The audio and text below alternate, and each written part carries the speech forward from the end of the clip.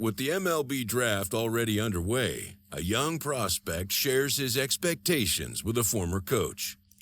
What up, good people? I know it's been a long time. It's your man OG, TK Cole, and I'm back with the start of a new series.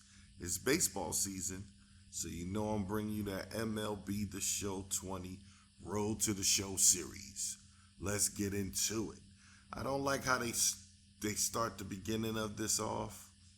It's kind of weird, but you know, it is what it is.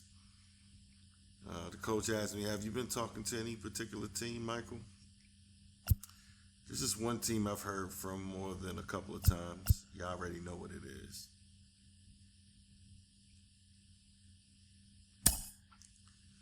Let me guess, the Marlins. No, coach.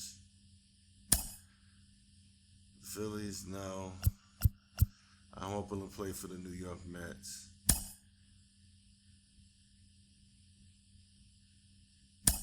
Right. Let's get to this, man. I really don't like this. Carlos, you lived that in your baseball career. What's this world like? Oh, it's extremely exciting. You know that if you perform, you will get the call. We've got a developing story here. JP, what are you hearing? I'm checking the numbers. I'm talking to my sources, my scouts, and they're all telling me, hey, this could actually work. Most of us mere mortals, when we were that age, we were barely chewing gum and walking at the same time, let alone playing the hardest game there is. Let's see if he's pumping up mentally here to adapt. That's what good players do. That dream of getting the big leagues is now becoming reality with that one phone call.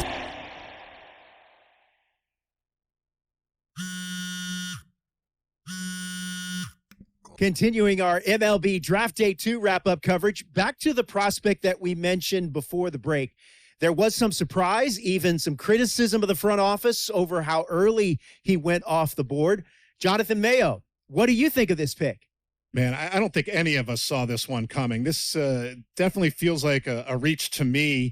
I had him more as a day 3 kind of guy. There was a split camp. A lot of scouts disagreed whether he's better as a pitcher or better as a hitter. I'm guessing the team felt that he's got potential on both sides of the ball, and maybe that adds some value to him. But this made me scratch my head a little bit for sure. All right, Jonathan Mayo, thanks. What about you, Jim Callis? Was this a head-scratcher or the reach of the draft, as some of the other analysts have suggested? Yeah, I talked to somebody with the team, and they're excited to get this guy. This is a guy they really want. And the 2 points the club made to me were, one, this whole debate, is he a hitter, is he a pitcher? What are you going to do with him? There was a lot of confusion. This team isn't confused. This team feels like he's got very good potential as a hitter and as a pitcher. They may even try to play him both ways.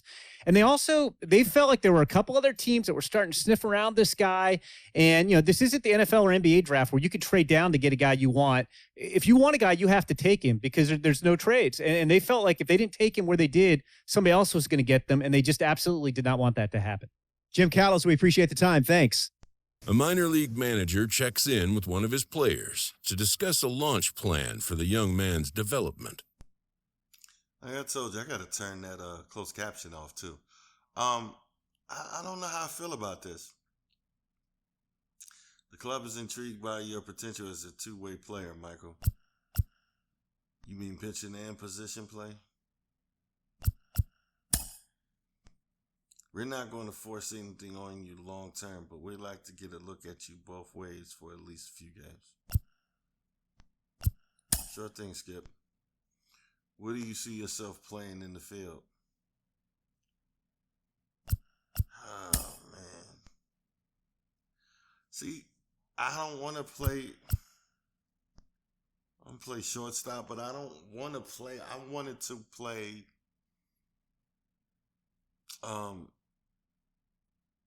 I wanted to play a catcher this year.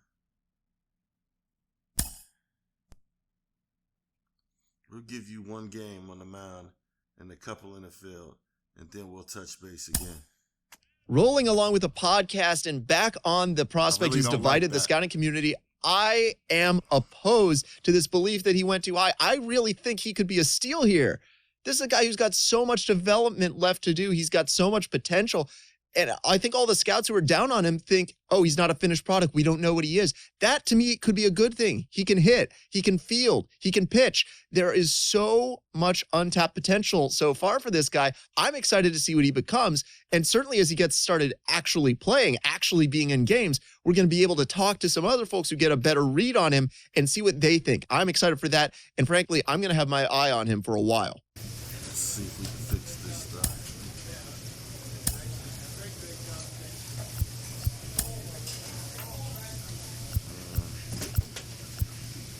Did I put my stuff on? Yeah.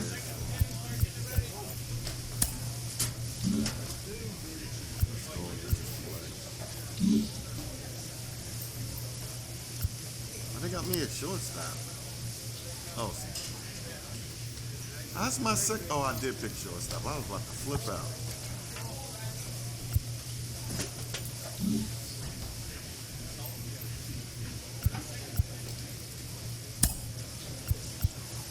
A player receives a check-in from one of his coaches.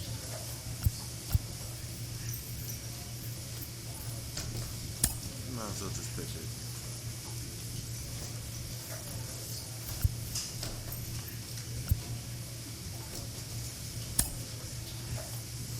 The game's future stars are on display as minor league baseball comes your way on the show. Opening night here in this brand new season between the Binghamton Rumble Ponies and the Akron Rubber Ducks. It's baseball, it's the show, and it comes your way next. Opening day in front of the hometown crowd. Dan, any thoughts? Hey, this guy has a 4-pitch repertoire, right? And those are a lot of nice options to have. You can go hard, soft, you can go in and out. And anytime you have 4 pitches, if you can throw them for strikes, you have the big advantage. Sends that one out of play for strike one. First pitch, 7:07. Into the windup, here comes the 0-1. You've probably heard a lot about his two-way player ambitions, but it's going to be a challenge to make sure he gets enough reps in either role to really fulfill his potential. Yeah, I agree 100%. Reps are so important to his player development, and it's going to take a well-crafted... Now here is Ryan Roquillo. He'll lead things off here in the bottom half of the first. Ground ball left side. Fielded cleanly, and a rather easy first out. Let's get it.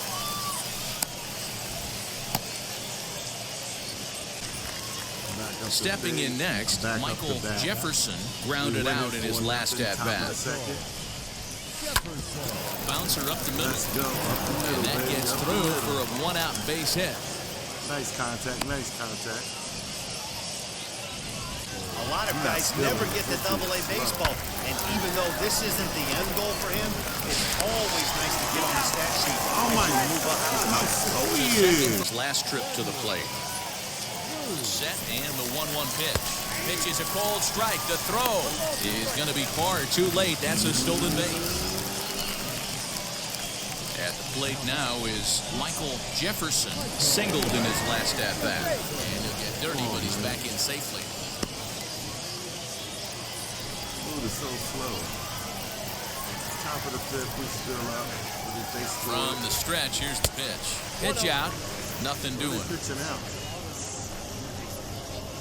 Blackwell on at first, nobody out. 4-2. Top of the fifth. 1 ball, no strikes. Here's a swing and a miss, 1-1.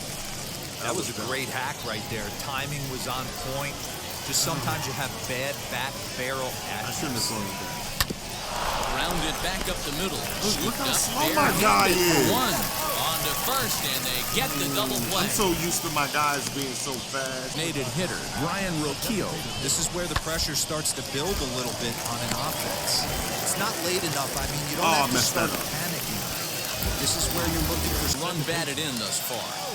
They're going to have to make some adjustments with the game. I can tell already. Sent on the ground out to second. Reined in. There's one. On to first, but not in time as he's in there ahead of the throw. And now here is Michael They got to make Jefferson. some adjustments. First pitch coming, here it is. A swing and a liner to left center field, and that's going to drop in for a base hit.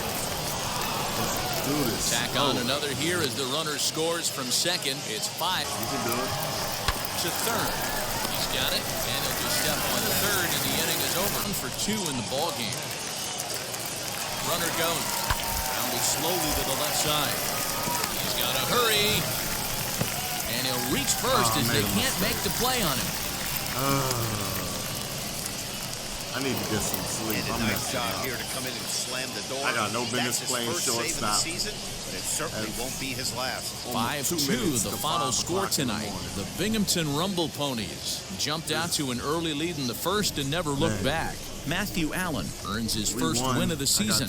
Johnny Mack records the save, his first of the year. So that'll put a wrap on things here this evening. For my partners, we hear all the time from people around the game that Double-A is where you start to see the breaking balls that are really set apart from what you've seen before.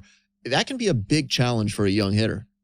Absolutely, and I think when you think back to some of the pitchers that I faced, some of the guys that you face in the big leagues for 5, 6. 10 years, you're thinking, man, I saw him somewhere. Yeah, it was Double-A, because when you see most prospects of any organization, they pretty much go to Double-A just to get themselves over that hump and get ready for the league. You had a breakout season at the Double-A level yourself. What was it about you that enabled you to have that kind of campaign? I was very confident, and I thought, if the confidence could just stay with me consistently, which is very hard to do at any level of baseball because it's a game of failure. I just try to be consistent every night, whether it was, defensively, offensively, just bring something to the table. Go home with something where you felt good, and I didn't have to think about that game when I went to sleep. All right, good people, I'm going to leave it right there. I was dozing off making this video, making the wrong plays. Plus, I'm a little frustrated, man, because I don't like the way they did the road to the show this year, man. But I guess I'll get used to it, and I'll be stronger next game, man.